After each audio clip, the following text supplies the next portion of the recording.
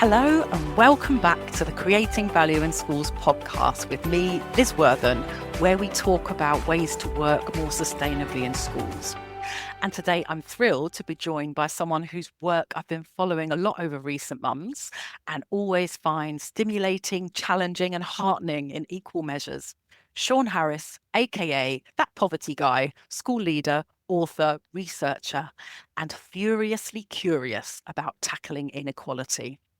So today, I think we're going to be talking about hope, optimism, tackling disadvantage, and courageous advocacy in action. So let's start, Sean, by hearing a bit about your current role as Director of People, Learning and Community at Tees Valley Education. How did that come about? Why is that an area of focus for the Trust? Oh, what a great starting point, Liz. Thank you, listeners, for tuning into this as well. Let me give it a bit of a whistle-stop tour in terms of how I ended up in this role. On so many levels, it's my dream job. It's the job that I think if you'd asked me to write from scratch a few years ago, I probably wouldn't have been able to do it, but I had an idea that this was the type of thing I wanted to do. I am director of a place. We clearly decided education didn't have enough acronyms, so we were desperately trying to come up with another one, that being People, Learning and Community Engagement. The role really came about because I've been working for an educational charity for a number of years. I've taken some time out of, if you like, the chalk face of school leadership, really to get a helicopter view of the sector and what was happening. And one of the things I found myself just getting more and more and more curious about was child poverty. It was something that I'd seen firsthand as a leader, I've lived experience from my own childhood of being a low-income background pupil. And it was something that was getting under my skin for all the wrong and right reasons, Liz, on so many levels. And when it came to the pandemic, I suppose like a lot of people, I found myself in this almost kind of existential crisis going, gosh, I'm no longer in schools. And actually schools are where we really need people committed to working with children in disadvantage. I swear it was that rather than I'd had enough of home learning, but I'm just going to give that caveat out there in case anyone thinks it was connected. And I started doing some consultancy work really on the side of a number of trusts that I'd worked with over years. And one of those was Tees Valley Education. They had essentially a traditional trust improvement leader role going on there. And I went and I did some talent mapping with them. And really through that talent mapping, I stepped back and said, gosh, I don't think I can do this talent mapping with you anymore because out of that work is a job emerging that actually I think I'm really attracted to. So and apply to that. And the role on many levels started off as quite a traditional school improvement role. But the more we did school improvement and the mechanics of school improvement, the more we realized it kept coming back to, we really need to secure an even better deal for the most disadvantaged in our midst. And to be fair, our outcomes were very healthy as a trust, particularly for disadvantaged pupils. But what we said was, that isn't the case in the ecosystem that we're in here in the Northeast, in the Tees Valley. So how do we have an even more impactful reach on not only children, but families as well? And out of that really came a motto, which was that educational inequality cannot be tackled by education alone. And so we created Place not as a community interest company, not as a charity, but instead a really codified set of work streams that enabled us to not only be tackling poverty, but to really get under the skin of the problem of inequality in the communities that we serve with others, hence Place. And fortunately, and I will just give this add-on, fortunately, we had some funding from the Fair Education Alliance and the likes of the Rank Foundation that really helped us to accelerate a theory of change around that as well. Clearly, eternally grateful to both those organizations. That's amazing. Lots of questions. But first, actually, for listeners who may not know so much about the northeast of England, just paint a bit of a picture of what it's like in the communities you serve. Yeah, for sure. So, I mean, what I will start off by saying, and I'm just going to caveat this to say that if you think you've tuned into the Tourist Information Podcast for the Northeast, please just give me no more than 30 seconds to say it is one of the most beautiful regions you'll ever visit. We've probably got more castles, I think, than most of the places in the UK. Gorgeous beaches. We don't shout about that too much because we don't want too many tourists like the Lake District. But honestly, you will fall in love with Northumberland, Northeast and the Tees Valley if you come and visit us. But on your way to our academies, Liz, you might catch a glimpse of the likes of the Transporter Bridge without realizing that in the 1800s, that was created by a chap called Charles Smith. Is the first prototype in the world of all bridges like that. There's a reason why people in Middlesbrough get the nickname Smoggies, not like Geordies at the road in Newcastle. Smoggies, because it was built by pioneers and industrialists and really kind of, went from being a small sort of homestead, if you like, a farmland, to being this huge epicenter of industry. However, alongside that, we've got some of the most significant and harrowing rates of child poverty. I could give lots of stats, but the reality is that if you were to look, for example, at the latest data that's just come from government, essentially the index of deprivation, Middlesbrough is there pretty much every time in the top 10. The Joseph Rowntree Foundation labelled Middlesbrough as the area of most destitution in the UK, I think in 2020. And so it's significant. We have real issues. Some of that is amplified by the likes of rural geography, coastal geography. But we know that this isn't just something that we face in the Tees Valley. We know that empirically speaking, it's out there pretty much in every postcode in the UK. Enjoying the podcast? Hit follow or subscribe so you never miss an episode. It will help other educators discover us too. Now back to the show. And one of the things you said, Sean, which I think is really interesting, is this idea that educational inequality can't be tackled by education alone. And I think this is an important belief for you, isn't it? That a set of good GCSEs isn't going to fix everything. Oh, yeah, absolutely. And it's hard, isn't it? Because actually, let's just take stock of the fact that evidence tells us that quality first teaching in classrooms is still one of the greatest levers for change. And it really is. Like, we cannot deny that evidence. That evidence tells us that the difference between a good teacher and a not so good teacher on outcomes for that child is enormous. However, I worry that sometimes, and I know myself, I've done this as a school leader, sometimes we allow that rhetoric to become, we can simply teach these children out of poverty. And if we just get them a good set of stats, if we just get them a good set of GCSEs, hey ho, we've done our job. The child gets social mobility, they leave their area, and hey ho, they never have to go back to low income ever again. And of course, the reality is, Liz, that this is so much more significant. For example, we know that quality first teaching leads to good outcomes for children, but what that doesn't account for is things like health outcomes. Things, for example, like the number of children that might go to university, but struggle to stay in university because of some of the hidden cost and the hidden curriculum that they experience. And the charities like the Such Trust doing phenomenal work around that. But absolutely, we would really say that we've got to stop talking about teaching being the only or the most core lever of change. If we just think, for example, the likes of Maslow's hierarchy of needs, right? And I know it's rather dated now, but the principle is still really clear, which is if a child is hungry, if a child's sleeping in a bedroom infested with mold, if a child is struggling due to turbulence in the home environment, that child is really going to struggle facing, quality of her teaching in maths that morning. And so when we talk about education, for us as a trust, we need to be talking about the holistic care, development, growth of the child beyond that of just educational outcomes. So I think those principles at the heart of your work are really important, aren't they? And I know I've heard you talking previously about things like courageous advocacy in action. Yeah. So tell us a bit more about some of those principles, the way that you're working, and how that might be different to some other approaches. Yeah, I'm going to just share a phrase that I accidentally dropped in Parliament in front of the Education Select Committee, as you do, right? I have a script there. It wasn't in the script. And I use this phrase, we need to be furiously curious about inequality in the neighborhoods we serve, particularly in hyperlocal contexts. And lots of people kind of get started coining this phrase after it. And I love that phrase you use, Sean. And I had that moment of, do I just tell people it was intentional, or do I actually admit that this was a complete accidental slip?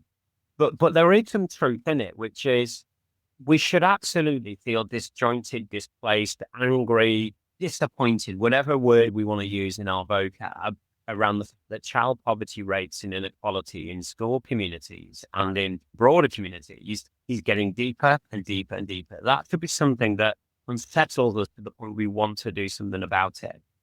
However, we can't simply be furious, right? Like we need that curiosity to turn to doing something. I mean this as a graceful provocation for any school leaders or educators listening. Sometimes, though, that curiosity leads us to wanting to do something quick about it. And that's well intentioned. It's noble, it's graceful, and I've done it myself. And so many t-shirts have I received in the process. However, sometimes that rush to deal with it means that we misunderstand the issue, or we somehow put the sticking plaster on, or we use the intervention that actually is wrong because we haven't been curious enough about what would be driving the issue in the first place. And of course, in real world, busy school environments, we can't do this for every problem. But the process of asking why, the process of really trying to get under the skin of, okay, what is going on here is really important. And as a trust, we talk about a commitment to deep social justice needs deep social listening. And that involves having to work alongside and talk to people that are facing the lived and the living reality of these issues. So briefly, if I were to give, three practical pointers that sit behind our structure of place, we talk about our 3 Ps. We talk about people, place, and policy. People, in the sense of people are our biggest lever for changing communities. And that isn't just teachers. We're really deliberate that we're not just going to say teachers anymore. We're going to say leaders, support staff, canteen staff, but people and partnerships externally. But all of those need a level of expertise. So we think about, for example, the professional learning, the CPD that needs to underpin something that we offer to other schools, but something we receive as well. We talk about place being the hyper-local alleviation of pain for the families that we face. And we can't just simply sit in back rooms or ivory towers and be curious about poverty and read, research literature. We absolutely have to be within the community offering support. So I give a couple of examples. A place, for example, might involve us having a food bank in our schools, or in one of our schools, we have a farm shop organized by families and children alongside staff, because they felt that the language of a farm shop and the dynamics of a farm shop carried way more dignity than that of a food bank, for example. And we talk about policy, and this is the bit that I suppose might be a bit of a provocation again for some schools, that we all like to think we're doing a great job and we all like to kind of get on and solve and do, but sometimes that can lead us to only firefighting, right? So if all we're doing is delivering expert CPD and doing lots of charitable projects to tackle the local need, well, that's just the people and place bit. And there is a danger that if that's all we're doing, what we're not doing is shifting the conditions holding the problem in place. And for that, we talk about policy, which is, for example, what policies are driving us as a school to have schools that are inclusive, but more importantly, how could we get involved in trying to shift national policy? The likes of, for example, scrapping the 2-child benefit cap, advocating for auto-enrollment of free school meals. How could we work with others to really try and shift those policies? Because research tells us that's holding some of those problems in place. Yes, it's an interesting question, isn't it? Because I feel like at the moment there's a lot of dialogue going on around what is the purpose of school? And understandably, some school leaders are saying our purpose is education, it's teaching and learning. And yes, we've ended up doing all this other stuff, but we're not really being compensated for it or resourced for it. So yeah, there's a bit of a struggle there. But what would you say to those school leaders who say, seriously, that can't be my job too? Absolutely. It's such a good question. And my first starting point there would be, we absolutely get that. We totally get that.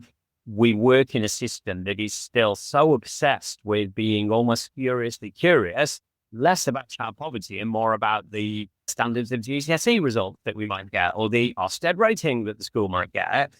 Absolutely. What we are never suggesting is that somehow we dilute or we don't care about that. Right? A child that leads with, a real great sense of care and belonging, but flunks in all their exams, well, that's not helping the child, is it? So we absolutely do need to be, to an extent, obsessed with standards and absolutely quality outcomes. But here's the thing, it's all school improvement. That was a real learning for us. It's not you do school improvement and good education and all this other stuff that's value added. the more we see it as one, less egg yolk, egg white, and more all as one big egg, right? Which is, we are absolutely offering quality first education when we are, for example, providing food and tackling policies nationally to secure a better deal for the communities that we serve. It's all school improvement. However, we do accept that at times schools go through turbulence, and sometimes it might be that your priority has to be on a particular thing at a particular time.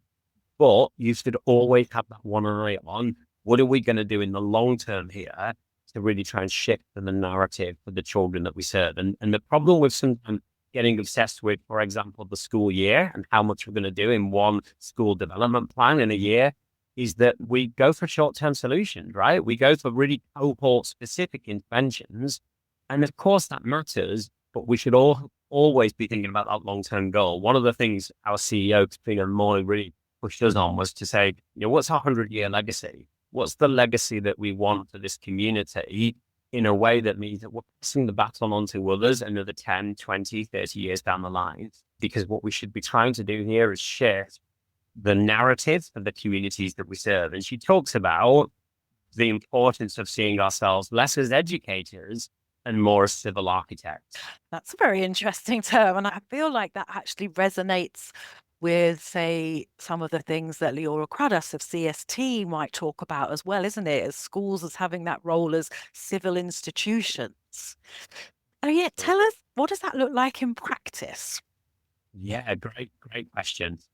Absolutely. It does translate to practice. You'd be pleased to know it's not just a theoretical theory of change that sits there in the background. What I will say is it might seem that somehow, we've got this mastered, that somehow we are at the point where, everything we do is so well codified. It's been a real learning curve for us. And I suppose what I would say is you need to be thinking about the strategy and actually just sometimes getting on and trying things. And all of that then feeds into the theory of change. So let me give some examples of how that looks like in practice. So from a place perspective and a people perspective, let me focus on that for a moment. I'm going to give a really tangible example that I think most schools would be able to relate to. Like every other educational establishment out there, we had academy newsletters, school rags, right? School magazines and so on that we published quarterly with, great achievements from little Johnny or little Bethany or whoever. And we went out to families and said, what do you really think of this? We assumed because we didn't find any copies in our bins or in the school gates that somehow it was being read. And families were fairly brutal with us in that what they said was, well, we only read it when our child's in it. Yeah, we only read it when actually we know our child is featured on whatever page about their recent sporting or academic achievement. And then one of the mums in the focus groups, we did a survey and then we went out to focus groups. And one of the mums said, and another thing is you talk a lot about poverty. And our hearts sank because we thought, oh gosh, are they going to suggest that we've got it wrong and the stigma of poverty is too much? And they said, but it's not visible in your school newsletter. And I said, well, what might that look like? They said, well, for example, cooking on a budget ideas would be useful in half terms, where to access free days out, or for example, low cost activities, particularly in school holidays. And we worked with the families and children and said, well, what would it look like for you to perhaps help us produce this? And you write for it, for example, and so on.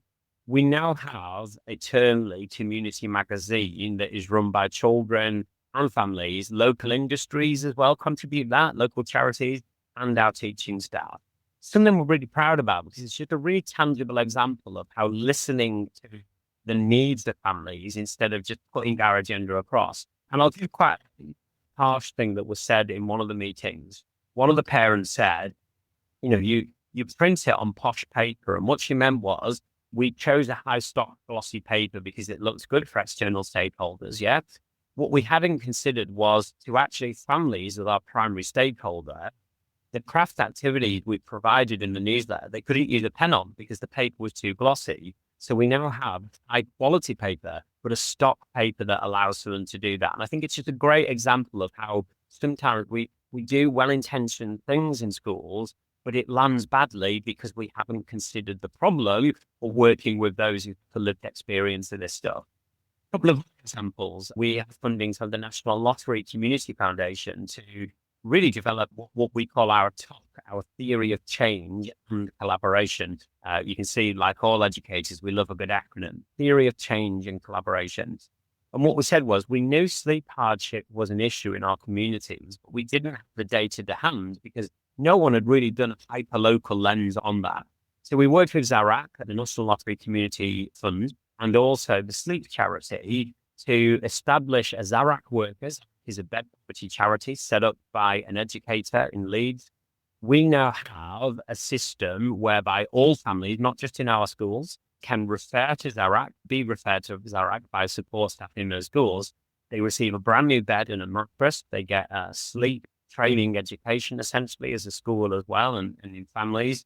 We've trained over, I think, almost 50 sleep champions just in the last couple of months in Teesside, meaning that more and more children, whole issue of child poverty and hardship in terms of sleep poverty is addressed through a local collaboration that we and others have helped to orchestrate.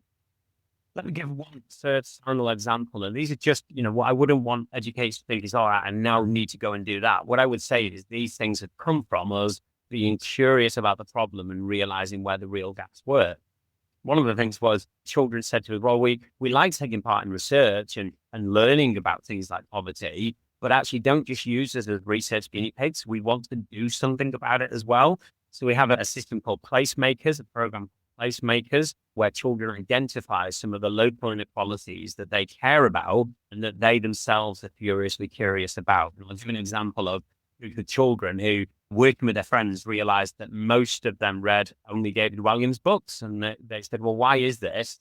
Because they were on 2 for £7 in the local supermarket and the local libraries had closed. And even though we had great reading provision in the schools, it was still an issue. So what the children did was write to local businesses, worked with a local bookshop, produced a list of the texts they think all children should read before they're 11 3/4, worked with a local bookshop to produce a virtual bookshop for that. Children then wrote to businesses. We got hundreds and hundreds of donations of books. And they also worked with their local school leaders to install a book vending machine so children can access it. And the hashtag that they came up with was stories, not stuff. And what they said was, we love things like toy donations at Christmas, but sometimes that's misplaced because the ages don't always match the toys that we're getting. So instead, could we use books? And from our perspective, that was a wonderful thing to be part of. Yeah, that's amazing, isn't it? Lots of things struck me out of that. The importance of listening, as you said, and then like co-design is a term I'm hearing a lot at the moment. And that importance of actually not imposing, not like being the benefactor and imposing solutions, but actually asking people what they want and working with people. And also, I guess, with that example of the children acting as placemakers, they're having that experience of self-efficacy, aren't they? They are seeing their ability to affect change in their locality, which is an incredible thing too, isn't it? Yeah, I think so, Liz. And certainly that's the feedback from children that we're getting. And fortunately, I have a trusted employer who's invested in me in this process too. So my PhD is rooted in all of this kind of thinking as well. So I've been able to make lots of quite explicit and implicit links to that thesis as well. I think what we found though is that children are really fiscally aware. And actually, again, we should be serious about that. We should really challenge the fact that children are so aware that the cost of living is so much more astronomical than it was. Give an example of a child that said, I know when times are tough because mum has to start putting stuff on the counter. And when we said, well, what would you do in those times? And he said, well, I try harder at school because it's one less thing for mum to worry about. And I think that should make us curious. But what that also led to us was being curious about the fact that what we often hear is low-income pupils lack aspiration, low-income pupils just have turbulence, low-income children, are disrupted in streams. And actually what the child was saying to us was, it's in those times I try even harder because I'm aware this is an issue. So I think what I would say is the more you do that with children and families, the more that we see an element of myth busting going on as well. That's really important, isn't it? Yeah. Tell us too about, I feel like optimism, it can be tough, can't it? The work you're doing, trying to tackle disadvantage. I imagine it could be easy to get quite bogged down in that, for that to not feel great. But I think something else you practice in your trust, isn't it, is the practice of hope and optimism. Yeah, and this is hard, right? So, like when you're looking at the latest data sets on child poverty, rarely do I come out of that research and go, "Gosh, I feel better about myself and the world now." Actually, it's quite the opposite. But that is interesting, and I think as we talk about leaning into things, and we would say it's really important to lean into that. So, for example, when the cost of living was at its absolute height, one of the things we said was, look, get it on your line management meetings, like check in with your staff, because this isn't just the families and children we are serving that feeling the pinch point here. This is actually some of our staff feeling this. One of the reasons why we committed to becoming a real living wage employer with the Real Living Wage Foundation, because we said, we recognize we need to make almost a public and a national commitment to this in our region, not just for our employees, but some families we serve as well. One of the things that Katrina, who I've mentioned, our CEO of the trust and who I had the absolute privilege of co-authoring the book with, Katrina talks about the need to count the flowers. And actually, we have a regular meeting on a termly basis with all of our system leaders and heads where we do exactly this, where we say, look, your grades might not be where you want them to be right now. And you might have had a real surge in the number of needs of parents and families in your community right now. But please take stock on something that has worked well this term. And that might be a child's performance. It might be a particular family that we've been able to get a bed for through the likes of Zarak, for example. And so families and heads and so on come together to really celebrate that. And one of the other things we do around that is our Diamond standards events, where we essentially have diamonds that are our core values, if you like. So things like courage, creativity, curiosity won't surprise you, one of our diamond standards. And everybody in academies has the opportunity to nominate children, families, but also community members as part of this. So, for example, Arlo, one of our school dogs, got nominated for an award recently as part of this. And we celebrate them through the likes of Teesside University and another venue nearby as a way of really trying to show that, look, we know you're committed to our standards as a trust, which is great. But not only that, you've gone the extra mile. You've shown what it means to be curious or to be creative in your context. So it is important to do that. And I think, anyone who reads my Substack will see that we are quite intentional about trying to find research that isn't just weighing the problem, but is telling us quite practical things that we could do to start to turn the tide on some of that as well. Okay, so speaking of actionable, practical things, if I was able to wave a magic wand and you've got the ear of the Education Secretary and she has promised to grant you 3 wishes to effect change, what would they be? Oh, great question. So I suppose what I'll give you here, Liz, is my personal things on this. So these aren't necessarily Tees Valley Education's or that of my colleagues, but I'm going to take this moment to be soapbox Sean Harris here, which is the first one. And this might feel like a shameful plug, but please bear with me. Give Tackling Poverty and Disadvantage in Schools a read. I am slightly biased because I'm one of the co-authors of that book. I appreciate, but bear with me. That was a book that we produced with lots and lots and lots of other leaders, educators working around the UK, and in some cases the globe, who were really professionally generous with their expertise. They waived all the royalties. So all the royalties from the book go back to the Tees Valley, working with children through the likes of the Stories Project I talked a moment ago.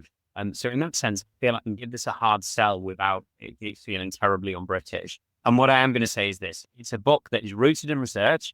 It's a book that provides actionable insights, and it's a book that has really reflective activities that you can do in your teams. I know the Education Secretary has a copy as well. I was fortunate enough to be able to hand her one here this year. But what I would say is spend some time really looking at the case studies and the sector leaders that are doing some great work on that in that book. So that's my first wish. The second one is, I think we need to recalibrate the system to understand that we are all civil architects here. We've touched on this to an extent, haven't we? That furiously curious ambition to tackle inequality. We still have a system, though, that is furiously curious about how to get the best GCSE results and the best SAT results. We absolutely should maintain that level of rigor around GCSE, But what we need is a more holistic understanding of what it really means to be schools here. And actually, what I would say is there's nothing new under the sun. So, schools were not just set up to provide a curriculum. Schools were not just set up to provide knowledge. Anyone that's done any kind of a shallow dip in the history of schools will see that, the likes of churches and social philanthropies set this stuff up to really offer children far more than just quality first teaching. So it would be great to recalibrate a system. Wouldn't it be amazing for us to say that the UK's education system is rooted in the holistic development of family and children? And the final one that I think I'd give as well is, let's learn from what's working and sharing with others. We often say that there's no silver bullets in education.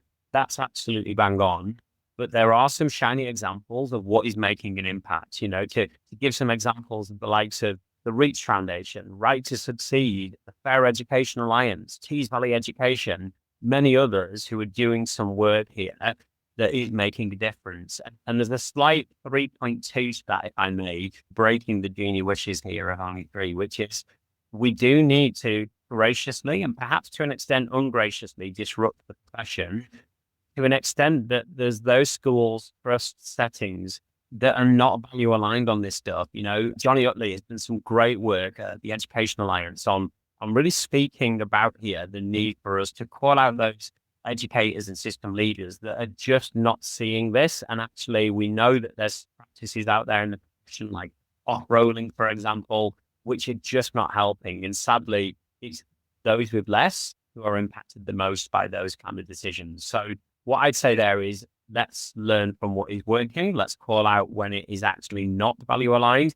And as part of that, draw on the work of the Child of the North and the research that we've done there, which also provides toolkits on what is working as well. I love that idea of graceful or gracious disruption. I think that's definitely something we'll go away and ponder on. And yes, and you've touched on toolkits there as well. So tell us about some things that you've been reading or listening to recently that have inspired you and you'd like to share with others.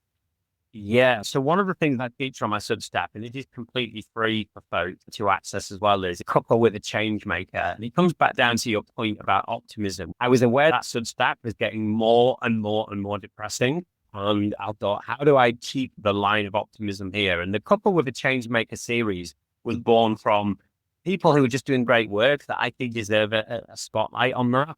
One of the people I met in that process was Dr. Goody Singh. Folk might know that name from listening to her on the BBC. She's involved with the Child of the North research movement that I'm part of as well. And Goody is just fantastic because she talks about the need for not to just see healthcare and health professionals and education in silos, but instead it's all about holistic care and development of the child. When we're talking about education, we're talking about health, we're talking about education.